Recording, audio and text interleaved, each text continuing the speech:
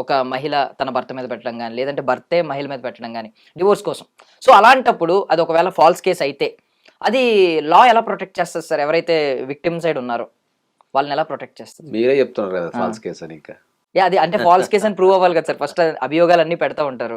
పేపర్‌లో చాలా ఉంటది. దానిలో కంప్లెయింట్ ఇచ్చిన కంప్లెయింట్. జనరల్‌గా ఏందంటే 498 అనే కేసు ఏదైతే ఉంటదో హ్మ్. జనరల్‌గా హ్మ్. ఎక్కువ శాతం ఏందంటే అది 1982లో వుమెన్‌ని కాపాడటానికి పెట్టిందని. హ్మ్. అది పెట్టిన చట్టం 1982లో వచ్చింది. హ్మ్.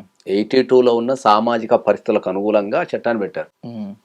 ఆ చట్టం ఏం చెప్తది అంటే ఏందంటే, మనకు పెళ్ళైన అమ్మాయికి భర్త ద్వారా గానీ, అత్తామామల ద్వారా గానీ, ఇతర కుటుంబ సభ్యులు అంటే భర్త తరపున ఇతర కుటుంబ సభ్యులు గానీ, హ్మ్. వాళ్ళకి ఏ రకమైన వాళ్ళ వల్ల అమ్మాయికి మానసికంగా గానీ, శారీరకంగా గానీ, ఫైనాన్స్ పరంగా గానీ ఏదన్నా ఇబ్బంది ఎదురైనప్పుడు హ్మ్. ఓకే. ద నియరెస్ట్ పోలీస్ స్టేషన్‌కెళ్ళి వాళ్ళ మీద కంప్లెయింట్ ఇవ్వాలి.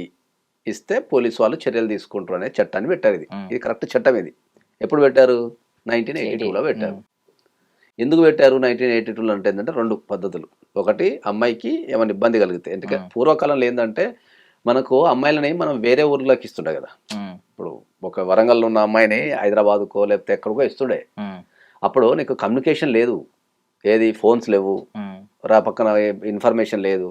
ఓన్లీ లెటర్లు రాసి మనం కమ్యూనికేషన్ చేసుకోవాల్సిన పరిస్థితి. హ్మ్.